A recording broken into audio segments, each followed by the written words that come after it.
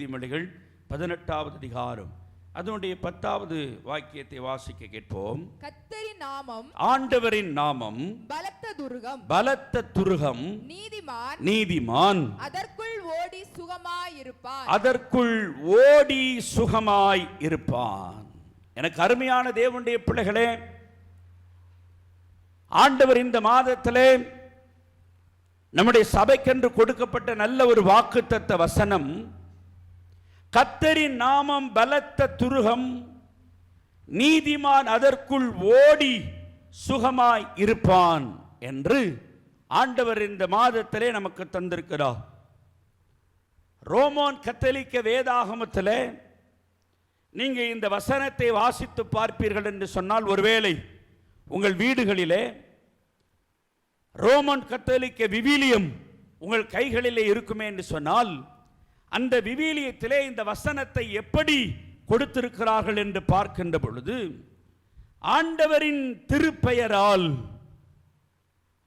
இங்கே கர்த்தரின் நாமம் என்று சொல்லப்பட்டிருக்கிறது, அங்கே சொல்லப்பட்டிருக்கிறது ஆண்டவரின் திருப்பெயரால் உறுதியான கோட்டை, பலத்த துருகம் என்று எழுதப்பட்டிருக்கிற அந்த இடத்திலே அங்கே எழுதப்பட்டிருக்கிறது உறுதியான கோட்டை, நீதிமான் அதற்குள் ஓடி சுகமாயிருப்பான் என்ற வார்த்தைக்கு எழுதப்பட்டிருக்கிறது அவருக்கு அஞ்சி நடப்பவர்கள் அடைக்கலம் சென்று அடைவார்கள். அவருக்கு அஞ்சி நடப்பவர்கள் அடைக்கலம் பெறுவார்கள் என்று எழுதப்பட்டிருக்கிறது. எனக்கு அருமையான தேவனுடைய பிள்ளைகளே, கடந்த 4 மாத காலங்கள் ஆண்டவர் நம்மை பாதுகாத்து இந்த 5வது மாதத்துக்குள்ளே தேவன் நம்மை நுழைய வைத்திருக்கிறார். ஆஸ்திகள், அந்தஸ்துகள், வேலைகள், சரீரங்கள், இவைகள் எல்லாவற்றில் ஒரு மேன்மையை தந்து என் பிள்ளைகள் இந்த 5வது மாதத்திலே ஆசீர்வதிக்கப்பட்ட பிள்ளைகளாய் இருக்க வேண்டும் என்பதற்காக ஆண்டவர் கொடுத்த திருவார்த்தை தான் கர்த்தரின் நாமம் பலத்த துருகம். ஆங்கில வேதாகமத்திலே the name of the Lord is strong அப்படிதான் இருக்கு. ஒவ்வொரு வேதாகமத்திலையும் ஒவ்வொரு விளக்கங்கள் இருக்கிறது. ஸ்ட்ராங் டவர் அப்படி இருக்கிறது. ஸ்ட்ராங் டவர், உறுதியான கோபுரம் என்று நாம் பார்க்கிறோம். ஏன் ஆண்டவர் இந்த மாசத்திலே ஆண்டவர் இந்த வாக்குத்தத்தை நமக்கு தந்தார்? அவருடைய நாமம் என்பது என்ற நாமம் என்பது பெயர். நல்ல கவனி, நாமம் என்றால் அதற்கு அர்த்தம் பெயர். இந்த இயேசுவின் பெயர், இந்த இயேசுவின் நாமம் ஒரு மனிதனுக்கு பலத்த துருகமாய், பலத்த கோட்டையாய், பலத்த அரணாய் ஆண்டவர் இந்த மாசத்திலே வைப்பதற்காகத்தான் ஆண்டவர் இந்த காரியத்தை நமக்கு தந்திருக்கிறார். யாத்திராகமம் 9வது அதிகாரம் அதனுடைய 16வது வசனத்தை நாம் வாசிக்கின்ற பொழுது, ஒருவேளை எடுத்தவர்கள் சீக்கிரமாய் நீங்கள் வாசிக்கலாம். யாத்திராகமம் 9வது அதிகாரம் அதனுடைய 16வது வசனத்தை வாசிக்கவும். என்னுடைய வல்லமையை உன்னிடத்தே காண்பிக்கும்படியாகவும் என் நாமம் பூமி எங்கும் பிரஸ்தாபப்படும்படியாகவும் உன்னை நிலைநிறுத்தினேன். நல்ல கவனிங்க, கர்த்தரின் நாமம் பலத்த துருகம் என்று பார்த்தோம். இங்கே சொல்லப்பட்டிருக்கிறது என் நாமம், என் பெயர். ஆனால் 2024வது வருஷத்தில் பிறந்த ஒரு ஆண்டவர், பிறந்த கடவுள் அவருடைய பெயரை, அவருடைய நாமத்தை இன்றைய வரைக்கும் சொல்லுகிறோம் என்று சொன்னால், ஆண்டவர் சொல்லுகிறார் என் நாமத்தை பூமி எங்கும் பிரஸ்தாபப்படுத்துகிறதுக்கு தான் நான் இதை செய்கிறேன். கவனிங்க, ஒருவேளை உங்களுக்கு உங்கள் தாத்தா பெயர் தெரியலாம், ஆனா உங்க பூட்ட பேரோ பூட்டி பேரோ அதற்கு முந்திய பேரோ நமக்கு யாருக்கு தெரியாது. அவர்கள் சந்ததியை நீங்கள் பார்த்திருக்க முடியாது, அவர்களுடைய சரித்திரத்தை நீங்கள் பார்க்க முடியாது. ஒருவேளை அவர்களுடைய போட்டோ உங்க வீட்டில் கிடந்தா கூட நீங்க என்ன செய்வீங்க தெரியுமா?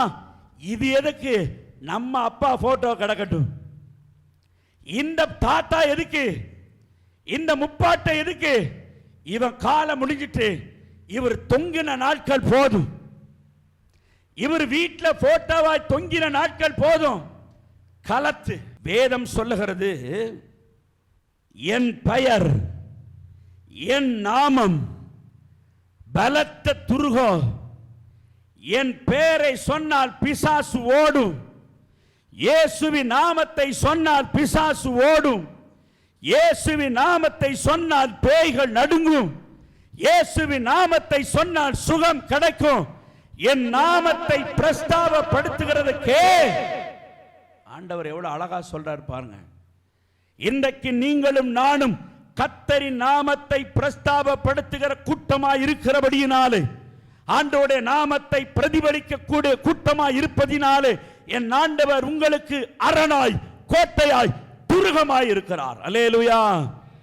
யாருங்க எனக்கு கோட்டை, யாருங்க எனக்கு பாதுகாப்பு?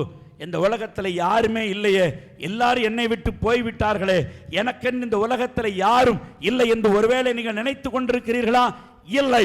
நீங்கள் ஆராதித்துக் கொண்டிருக்கிற இயேசுவின் நாமம், நீங்கள் ஆராதித்துக் கொண்டிருக்கிற இயேசுவின் வல்லமையின் நாமம், நீங்கள் கர்த்தரே தேவன் என்று நம்பியிருக்கிற அந்த வல்லமையின் நாமம் உங்களுக்கு பலத்த துருகமாய், பலத்த கோட்டையாய், உங்களை அசைக்காதபடி, பிசாசின் வல்லமைகள் உங்களை தொந்தரவு செய்யாதபடி, உலகத்தின் காரியங்களை உங்களை அதம் பண்ணாதபடி அவரே உங்களுக்கு கோட்டையாய் இருக்கிறார். அல்லேலூயா, அல்லேலூயா.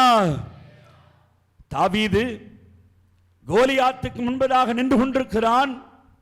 கோலியாத்துக்கு முன்பதாக நின்று கொண்டிருக்கிற சமயத்திலே கோலியாத் மிக கவசத்தோடு கூட நின்று கொண்டிருக்கிறான். தனக்கென்று ஆயுத வர்க்கங்களை வைத்து நின்று கொண்டிருக்கிறான். எதிரிகள் தன்னை தாக்கிவிடக் கூடாது என்பதற்காக மார்க்கவசத்தை தரித்திருக்கிறான். ஆனால் தாவீது அவனை வீழ்த்துவதற்காக போகின்ற பொழுது அவன் சொல்லுகிறான் சவுலிடத்திலே, இந்த கவசங்கள் ஒன்றும் எனக்கு அபியாசப்படாது, ஜீவனுள்ள தேவனாகிய கர்த்தரின் நாமத்தில் நான் போகிறேன். அல்லேலூயா சொல்லுங்க. ஜீவனுள்ள தேவனாகிய கர்த்தரின் நாமத்தில் நான் போகிறேன். கர்த்தர் அவனை என் கையில் என்ன செய்வார்? ஒப்பு கொடுப்பார். அல்லேலூயா. கர்த்தரின் நாமத்தை தரித்தவர்கள், கர்த்தரின் நாமத்தை உச்சரித்தவர்கள், கர்த்தரின் நாமத்தை தொழுது கொள்ளுகிறவர்களுக்கு எதிரியை ஆண்டவர் உங்கள் கையில் ஒப்பு கொடுப்பார். எத்தனை பேர் விசுவாசிக்கிறீங்க? அல்லேலூயா. மோசேயினிடத்திலே பார்வோன் எத்தனை முறை ஆராதனை செய்ய விடமாட்டேன், ஆராதனை செய்ய விடமாட்டேன், அவர்களை நான் தடுத்து நிறுத்துவேன். எத்தனை வாதைகள் வந்தாலும் சரி, எத்தனை போராட்டங்கள் வந்தாலும் சரி, அவர்களை நான் தடுத்து நிறுத்துவேன் என்று சொல்லிக் கொண்டிருக்கிற பொழுது ஆண்டவர் சொல்றாரு, என் நாமம் பூமி எங்கும் இவன் மூலமாய் பிரஸ்தாபப்பட போகிறது. அல்லேலூயா. உங்க மூலமாய் கர்த்தர் ஆண்டோடைய நாமத்தை பிரஸ்தாபப்படுத்தணும். ஆமென் சொல்லுங்க. அல்லேலூயா, அல்லேலூயா. எரேமியா 10வது அதிகாரத்திலே அதனுடைய 6வது வசனத்திலே நீங்கள் வாசிக்கின்ற பொழுது அங்கே ஒரு நாமத்தை குறித்து சொல்லப்பட்டிருக்கிற வாசிங்கள். எரேமியா 10வது அதிகாரம் 6வது வசனம். கர்த்தாவே, ஆண்டவரே, உமக்கு ஒப்பானவன் இல்லை, உமக்கு ஒப்பானவன் இந்த உலகத்திலே யாரும் இல்லை. நீரே பெரியவர், நீரே பெரியவர். உமது நாமமே வல்லமையில் ஓ, பெரியது, உமது நாமமே வல்லமையில் பெரியது. எல்லாரும் சொல்லுங்க, உமது நாமமே. அல்லேலூயா. உமக்கு ஒப்பானவர் யாரியா? இந்த உலகத்தில் 1000 தெய்வம் இருக்கட்டும், 1000 கடவுள்கள் இருக்கட்டும், 1000 வல்லமைகள் செய்யட்டும், மகத்துவங்களை செய்யட்டும், ஜனங்களை ஏமாற்றட்டும், உமக்கு ஒப்பானது யார்? அல்லேலூயா. அவருடைய வல்லமை பெரிசு. எல்லாரும் சொல்லுங்க, தேவனுடைய உமது நாமமே. எல்லாரும் சொல்லுங்க, உமது நாமமே வல்லமையில். ஆமா, என்னது வல்லமையில ரொம்ப பெருசு? ஜனக்கூட்டங்கள் நின்று கொண்டிருக்கிறார்கள். இயேசுவின் பக்கத்தில் யாரும் செல்ல முடியவில்லை. பெரும்பாடுள்ள ஸ்திரீ அங்கே ஊந்து வருகிறாள். எப்படியாவது இயேசுவை தொட்டுவிட வேண்டும், எப்படியாவது சுகம் பெற்றுவிட வேண்டும் என்று சொல்லி அந்த இடத்துல இயேசுவை பார்த்துவிட வேண்டும், இயேசுடைய நாமத்தை சொல்லிவிட வேண்டும், அவரிடத்திலிருந்து வல்லமையை பெற்றுக்கொள்ள வேண்டும் என்று சொல்லி அங்கே கூட்டம் மிகுதியாயிருந்தபடியினாலே ஊர்ந்து நடக்க முடியாத ஒரு சூழ்நிலையிலே அந்த கூட்டத்திலே அவர் இயேசுடைய அந்த வஸ்திரத்தை தொட்டபோது ஆண்டவர் சொன்னார், என்னை தொட்டது யார்? ஜனங்கள் கேட்டார்கள், இவ்வளவு கூட்டம் மிகுதியாயிருக்கிறது, இந்த இடத்திலே நீர் கேட்கிறீரே என்று சொல்லுகின்ற பொழுது, என்னை தொட்டவர்கள் மத்தியிலே என்னுடைய வல்லமை என் வஸ்திரத்திலிருந்து புறப்பட்டு போனது. அல்லேலூயா. அவர் வல்லமை உள்ளவருங்க, அவர் வல்லமை உள்ளவர். நாம நினைச்சுக்கிட்டோம் அவருக்கு ஒன்றும் தெரியாது, நாம போகிறது அவருக்கு தெரியாது, நாம நடக்கிறது அவருக்கு தெரியாது, நாம செய்கிறது அவருக்கு தெரியாது. என் ஆண்டவருடைய நாமம் வல்லமை உள்ளது. அல்லேலூயா. போகிற இடங்களிலே, ஓடுகிற இடங்களிலே ஆண்டவர் செக் போஸ்ட் வச்சிருப்பார். Check post. நீதிமான் அதற்குள் ஓடி, சொல்லுங்க, நீதிமான் அதற்குள் ஓடி, ஓட்டம் உண்டு. ஓட வேண்டிய இடத்துல ஓடணும், நடக்க வேண்டிய இடத்துல நடக்கணும், வேகமாய் போக வேண்டிய இடத்துல போகணும், நிதானமாய் நிற்க வேண்டிய இடத்துல நிதானமாய் நிற்கணும். இங்கே சொல்லப்பட்டிருக்கிறது, கர்த்தரின் நாமம் பலத்த துருகம், அவருடைய நாமம் வல்லமை உள்ளது. அது நீதிமான் அதற்குள் ஓடி சுகமாய் இருப்பான். அல்லேலூயா. ஓடி சுகமாய் இருப்பான். எவ்வளோ அழகாக சொல்கிறார் பாருங்க. ஓட்டப்பந்தயத்தில் ஓடுகிறவர்கள் எல்லாரும் பந்தயத்தில் ஜெயிக்க முடியாது. எல்லாரும் ஓடின ஓட்டம் போல எல்லாரும் ஓட முடியாது. பிடி உஷா என்று சொல்லி ஓட்டப்பந்தயத்தில் பிரபல பெற்ற ஒரு சகோதரி உங்களுக்கு தெரியும். அதை மிஞ்சிய சைனி என்று சொல்லி ஒரு சகோதரி வந்தார். எங்கு பார்த்தாலும் பிடி உஷா. ஓட்ட பந்தயத்திலே பிடி உஷாவை அடிக்க முடியாது என்ற காலகட்டங்கள் இருந்தபோது 98, 99 ஆண்டு காலங்களிலே அந்த பேரை அடிப்பதற்காக சைனி என்ற ஒரு சகோதரி வரும்போது 400 மீட்டர் ஓட்டத்தில் ஓடிக்கொண்டிருக்கிறாள். முன்பதாக ஓடிக்கொண்டிருந்த சமயத்திலே அவர்களுக்கென்று குறிக்கப்பட்ட பாதையில், அவர்களுக்கென்று குறிக்கப்பட்ட எல்கையில் ஓடிக்கொண்டிருக்கின்ற பொழுது அந்த ஓட்டத்தின் எல்கைக்கு வருவதற்கு முன்பதாக தன் கால் தடுமாறி அங்கே வைக்கப்பட்டிருந்த அந்த கோட்டிலே, அந்த செயினிலே அவருடைய கால் பட்டு விட்டது. ஆனாலும் கால் பட்டாலும் தன் ஓட்டத்தை நிறுத்தாமல் அவள் ஓட்டத்தை ஜெயமாய் முடித்தாள். அங்கே ஓட்ட பந்தயாளர்கள் என்ன சொன்னார்கள் தெரியுமா? சைனி தோற்று போனாள் என்று சொன்னார்கள். ஏன் தெரியுமா? 400 மீட்டர் ஓட்ட பந்தயத்தில் முதலாய் ஓடி வந்தாலும் சட்டப்பூர்வமாய் ஓடவில்லை. ஓடும் பொழுது தன் கால் தடுமாறி அந்த எல்கையின் கோட்டை தொட்டதினாலே வெற்றியை இழந்தாள். வாழ்க்கை என்னும் ஓட்டத்தில் ஓடி சுகத்தை பெற விரும்புகிறீர்களா? வாழ்க்கை என்னும் எல்கையிலே நீங்கள் சுகத்தை பெற, தேவ சமூகத்திலே அடைக்கலத்தை பெற நீங்கள் விரும்புகிறீர்களா? எல்கை உண்டு, நிபந்தனை உண்டு, எல்லாவற்றையும் ஆண்டவர் பார்ப்பார். எந்த காரியத்தையும் ஒரு நாளும் மறைக்க முடியாது. சாதாரண வாகனத்தை ஓட்டிக்கொண்டு போகும்போதே ஒரு இடத்துல செக் போஸ்ட், ஒரு இடத்துல டோல்கேட், ஒரு இடத்துல போலீஸ், இன்னொரு இடத்துல சிபிசிஐடி, செக். எல்லா இடத்திலையும் ஆண்டவர் பரிசோதிப்பார். பரலோகத்திற்கு உள்ளே போவதற்கு முன்பதாக நம்மை நிறுத்துவார். நெல், நீ இந்த பரலோகத்திற்கு உள்ளே செல்வதற்கு உன் ஓட்டம் உலகத்தில் சரியா இருந்ததா? உன் ஓட்டம் உலகத்தில் எப்படி இருந்தது? நில் மகனே. கேள்வி கேட்பார்.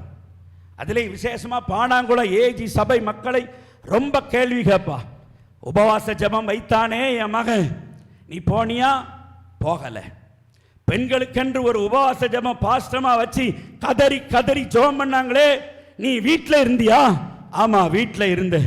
இரவெல்லாம் ஜெபித்து ஆசீர்வாதத்தை பெற்றுக் கொள்வதற்காக குமார் பிரதர் 100 போன் அடிச்சாரே, நீ இரவு ஜெபத்துக்கு போனியா? போகல. நில்லு. ஓடின ஓட்டத்துக்கு செக்கப். நில்லு.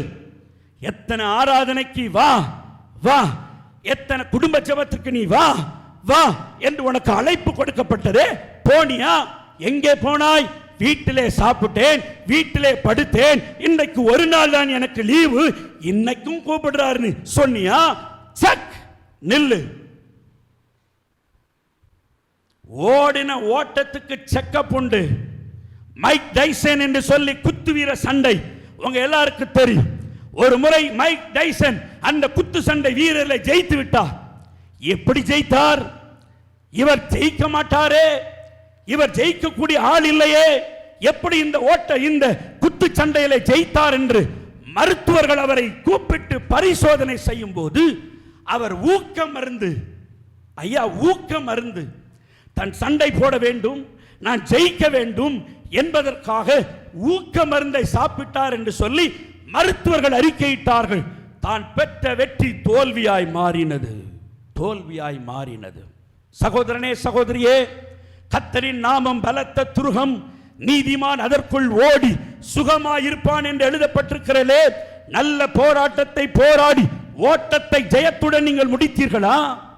லோத்து ஓடினான், பின்னிட்டு திரும்பி பார்க்காதே, நீ பிழைத்துக் கொள்ள நீ ஓடு என்று சொல்லுகின்ற பொழுது ஓடின ஓட்டத்தில் தவறு. பின்னிட்டு திரும்பி பார்த்து ஓடினாள், உப்பு தூணாய் மாறினாலே.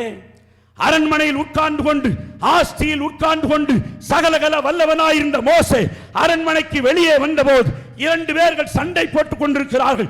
ஒருவனை அடித்தான், ஒருவனை கொன்றான், ஒருவனை மண்ணில் புதைத்தான். அங்கே பார்வோனுக்கு காரியம் தெரிய வந்தது. ஓடினான், ஓரே பர்வதம் வரை ஓடினான், போய் யார் எனக்கு உதவி செய்வார்கள் என்ற நிலைமையில் ஓடிக்கொண்டே இருக்கிறார். இன்றைக்கு நம்முடைய ஓட்டம் இந்த உலகத்தில் எப்படியா இருக்கிறது? யோசித்து பாருங்கள் சகோதரனே சகோதரியே. நீதிமான் அதற்குள் ஓடி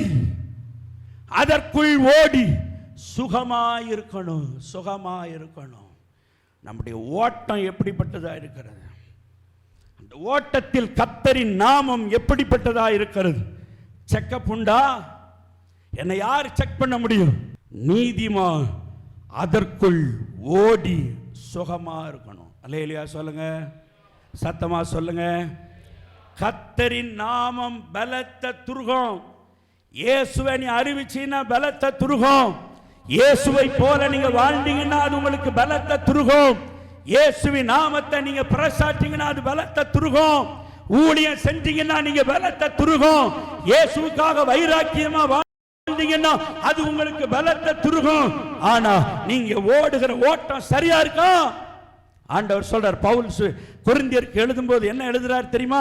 வாசிங்க 1 கொரிந்தியர் 10வது அதிகாரம் 14வது வசனத்தை வாசிங்கள். 1 கொரிந்தியர் 10வது அதிகாரம் அதனுடைய 14வது வசனம். ஆகையால் எனக்கு பிரியமானவர்களே விக்கிரக ஆராதனைக்கு விலகி ஓடுங்கள். ஓடுகிற ஓட்டம் ஆண்டவர் நம்மிடத்தில் எதிர்பார்க்கிற காரியம். நீதிமான் அதற்குள் ஓடி சுகமாயிருப்பான். நீங்கள் ஓடுகிற ஓட்டம் விக்கிரக ஆராதனைக்கு விலகி ஓடுகிற ஓட்டமா இருக்கிறதா? விக்கிரக ஆராதனைக்குள்ளே உங்கள் சம்பந்தம் இருக்கிறதா? ஐயோ, அவர்கள் என் சொந்தக்காரர்களை மாறி போனார்கள், அவர்கள் நான் போகவில்லை என்றால் வருத்தப்படுவார்கள், அவர்கள் அந்த இடத்திலே நான் நிற்கவில்லை என்று சொன்னால் என்னிடத்திலே வாழ்நாள் முழுவதும் பேச மாட்டார்கள். எத்தனை சாக்கு போக்கு சொல்லிட்டு இந்த உலகத்தில் கர்த்தரை ஏமாத்திட்டு அலையறீங்க. எவ்வளவு நாளுங்க கர்த்தரை ஏமாத்திட்டு அலைய முடியும்?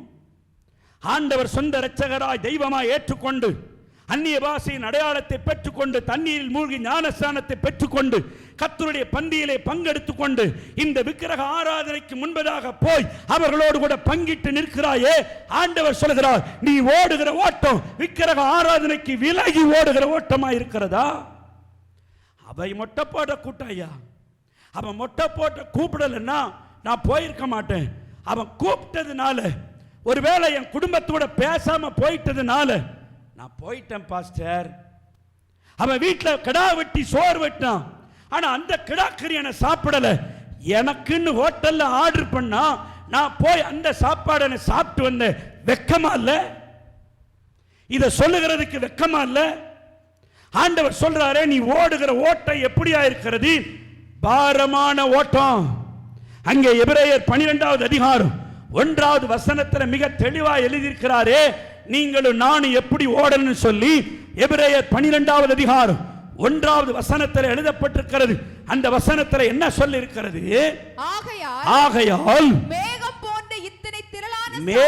போன்ற இத்தனை திரளான சாட்சிகள் நம்மை சூழ்ந்து கொண்டிருக்க, பாரமான யாவற்றையும் நம்மை சுற்றி நெருங்கி நிற்கிற பாவத்தையும் தள்ளிவிட்டு விசுவாசத்தை துவக்கிறவரும் முடிக்கிறவருமாயிருக்கிற இயேசுவை நோக்கி நமக்கு நியமித்திருக்கிற ஓட்டத்தில் பொறுமையோடு ஓட கடவாய் தம்பி.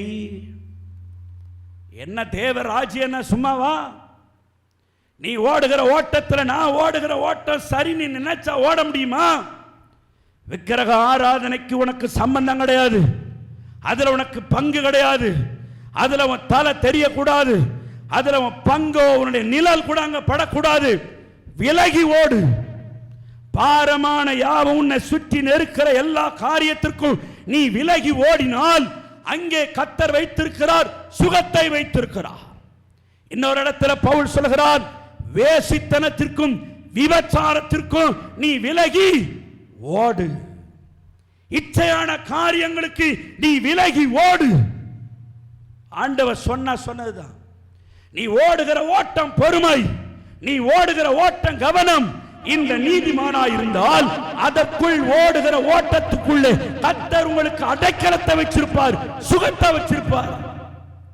ஆனா அந்த ஓடுற ஓட்டத்துல விலகி நின்னீங்கன்னு வைங்க, நீங்க தேவ சமூகத்தை விட்டு விலகி போனீங்கன்னு வைங்க, ஆண்டவர் ஸ்கேன் பண்ணுவார். வயிற்று வலி அப்படின்னு சொல்லி போன உடனே டாக்டர் சீட் எழுதுவார். ஐயா சாமுவேல் தேவரக்கம், வயசு 47, வயிற்று வலி என்னன்னு கண்டுபிடிக்க முடியல, இவருக்கு ஒரு ஸ்கேன் எடுத்துட்டு வாங்க அப்படின்னு சொன்ன உடனே நம்மளை படுக்க வச்சு ஸ்கேன் எடுப்பாங்க. அந்த வயிற்றை சுத்தி அந்த டாக்டர் எடுப்பார். வயிற்றுக்குள்ள ஒரு கல் இருக்கு, வயிற்றுக்குள்ள ஒரு கட்டி இருக்கு, வயிற்றுக்குள்ள ஏதோ ஒன்று முளைச்சிருக்கு, வயிற்றுக்குள்ள ஏதோ அப்நார்மலா இருக்கு அப்படின்னு அவர் எழுதி அந்த டாக்டர்கிட்ட கொடுப்பார். அந்த டாக்டர் பார்த்து சொல்லுவார், அந்த ஸ்கேன் ரிப்போர்ட்ல உங்களுக்கு 10 mm கல் இருக்குதா, ஒரு சின்ன கட்டி இருக்குதா? ஐயா, ஓடுகிற ஓட்டத்தில் ஸ்கேன் உண்டுங்க. ஒருவேளை புருஷனுக்கு மறைச்சிடலாம், ஒருவேளை பொண்டாட்டிக்கு மறைச்சிடலாம், ஒருவேளை பாஸ்டருக்கு மறைச்சிடலாம், அல்லது எல்லாருக்குமே மறைச்சிடலாம். ஆனா ஸ்கேன்ல என்ன செய்ய முடியாது, மறைக்க முடியாது. ஓடுகிற ஓட்டத்துக்குள்ள சுகத்தை அடைய வேண்டும் என்று சொன்னார். ஓடுகின்ற ஓட்டத்துக்குள்ள அடைக்கல பட்டணத்துக்குள்ள போக வேண்டும் என்று சொன்னார். ஓடுகிற ஓட்டத்தில் ஜாக்கிரதையாய் நீங்கள் ஓட வேண்டும் என்று சொன்னார். ஆமென். எங்கேயும் விலகிறாதீங்க. உங்களுக்கென்று நியமிக்கப்பட்ட ஓட்டத்தில் பொறுமையோடு கூட ஓடுங்க. ஓட்டத்தில் 2 வித ஓட்டம். மாரத்தான் ஓட்டம் என்று சொல்லி ஒரு ஓட்டம் உண்டு, மெதுவாகத்தான் ஓடணும். ஆனால் 500 மீட்டர் ஓட்டம்னு வரும்போது நீங்கள் ஸ்பீடாக தான் ஓடணும். சில இடத்துல வேகமாக ஓடுங்க, சில இடத்துல பொறுமையாக ஓடுங்க. கர்த்தர் உங்களுக்கென்று அடைக்கல பட்டணத்தை வைத்திருக்கிறார், உங்களுக்கென்று சமாதானத்தை கர்த்தர் வைத்திருக்கிறார், உங்களுக்கென்று சுகத்தை கர்த்தர் வைத்திருக்கிறார். அதற்குள்ள ஓடி நீங்க சுகமாயிருங்க, ஆசீர்வாதமாயிருங்க.